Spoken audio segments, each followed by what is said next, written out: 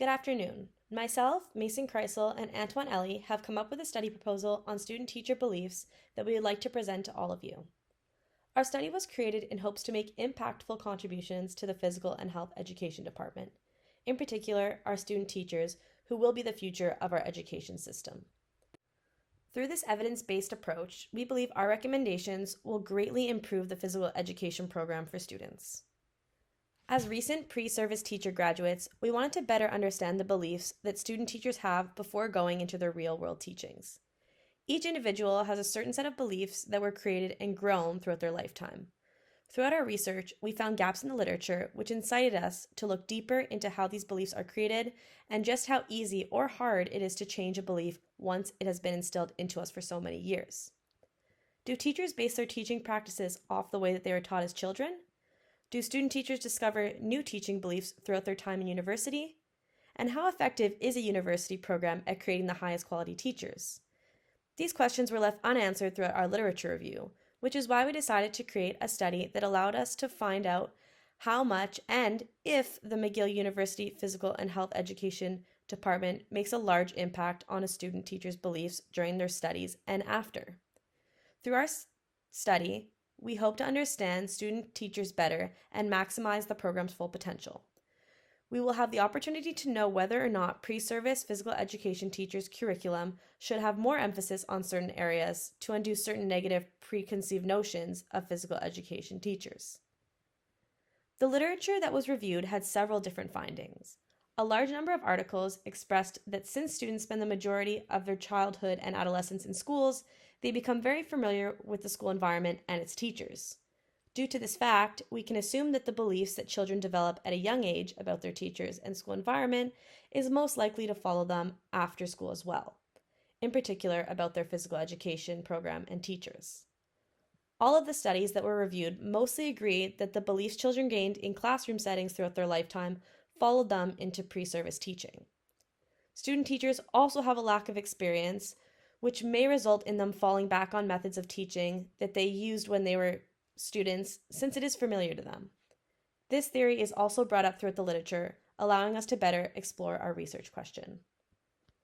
The literature had little findings about the impacts that negative beliefs growing up have on pre-service teachers. It made us wonder, if a student in a physical education class has negative experiences with their teacher, will this impact the way they believe a class should be run during their pre-service teacher training? We saw this as an opportunity to find out how exactly those beliefs, positive or negative, change throughout their time at a university, such as McGill, or if certain beliefs are so deeply rooted that even McGill's physical education program can't change. In order to answer our research question, our study will involve two variables: the student teachers and a questionnaire. The dependent variables are pre-service teachers, since they are responding to the questions in our surveys. These pre-service teachers are first-year students from McGill University, completing a Bachelor's of Education in the Department of Physical Education. The surveys are our independent variables, since we, as researchers, control the questions. For this study, we will conduct a longitudinal study, meaning that our study and observations are conducted over a long period of time, all while collecting more data. The pre-service teachers will be followed all throughout their time at McGill University, as well as a follow-up later into their careers as educators. The students will be chosen using a non-probabilistic approach, meaning that they are chosen on the basis that they are available and willing to participate in the research that is being conducted. The reason we decided to go with a longer study was so that we could receive the most accurate results and also be able to compare more data. By interacting with the students yearly, it would also keep our study relevant and aid in their memory retention throughout it. We wanted to know students' thoughts and beliefs on certain teaching strategies, techniques, and physical education curriculum. In the students' first year at McGill University in the physical education program, we would provide them with a questionnaire to fill out anonymously. Each student would be given a randomized number in order to keep track of each student's questionnaires over the course of the study. This questionnaire would be within the first or second week of the student's first semester starting, and it would consist of 60 questions. These questions would vary from scale items and short answers. Following their first questionnaire in year 1, they would complete additional questionnaires every year around the same time period. The questionnaires would remain the same, which would allow us to observe and analyze how the students' answers changed throughout their time at McGill University. In the students' final year, they will have completed their 4th questionnaire at the beginning of the semester and a 5th questionnaire at the end of their graduating year.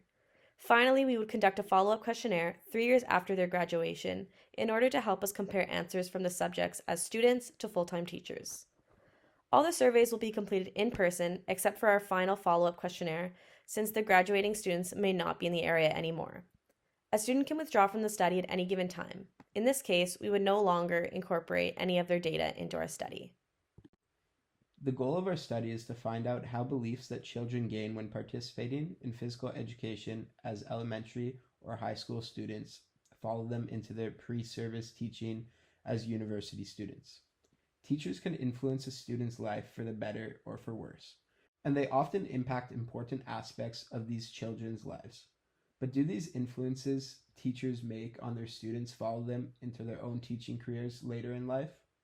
Our study's purpose is to have a greater understanding for our student teachers and be able to analyze them over the course of 7 years.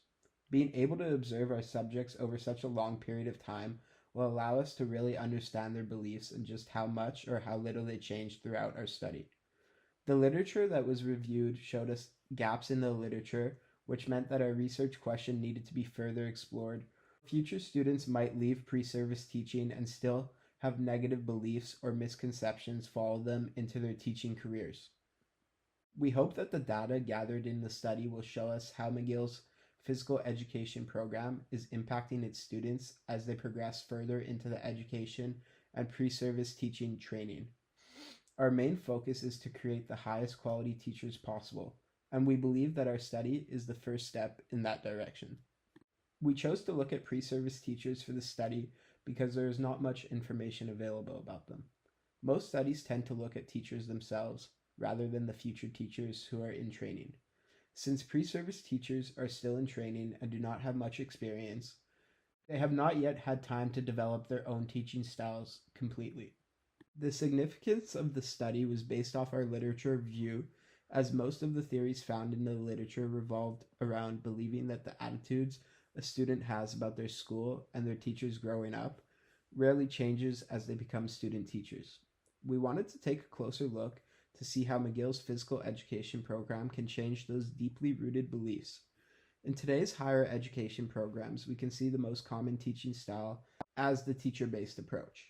Will this cause more pre-service teachers to incorporate this teaching style into their gymnasiums?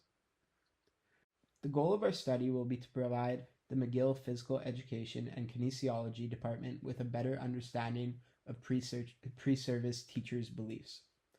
The data that we collect will not just be used for McGill's Physical Education Department, but it will be accessible to universities around the world that offer physical education programs. If we are able to get a better understanding of student beliefs prior to entering university, it can help transform education systems around the world. If we are able to understand how students feel, it will allow us to change the way that we teach the students to maximize their full potential as teachers. It is also important that students feel heard and know their opinions and beliefs matter. This study is done in the best interest of student teachers and future generations of students. In order to truly center learning around students, we must listen to them and respect their input without being biased. This research has a lot of potential to impact pre-service teachers who will eventually become the teachers for the next generation of children. We should put a lot of effort and time into developing the best physical and health education program at McGill University in order to eliminate or change any negative or false beliefs students may have prior to entering the program. For example, a new student teacher at McGill University is starting their first year in the physical and health education program. They're a very good athlete in high school. They were the fastest when doing the beep test and always first picked as captain for team sports. If their teachers based his or her grades off their performance, going into university as a student teacher, they may want to follow their teacher's footprints and grade students based on how fast, strong, or talented they are at a sport. But as we recent university graduates have come to realize, this is not the way a curriculum is supposed to be graded. This is just one of the reasons why we believe it is so important to know who is coming into the physical education program and exactly what they believe consists a good teacher. If we can correct these misconceptions or deeply rooted beliefs early on, the easier it will be to replace them. One common assumption which characterizes research nowadays is whether or not research was competently conducted. To combat this assumption, we need to ensure that we are credible, have transferable results, are dependable, and ensure that all people can place faith in our results. So before any data collecting can be done, we will be training and advising with professionals in the field to ensure our study is as strong as possible. Being limited by our own experience conducting research, we'd like to strengthen our credibility and competence in the field by asking Dr. Harvey, a professor at McGill University, to join us as an advisor because of his experience and reputation in conducting research in this field. Another strength of our studies is that every time a student completes a survey, it will be recorded to their number that they've been assigned, keeping their identity private and answers anonymous.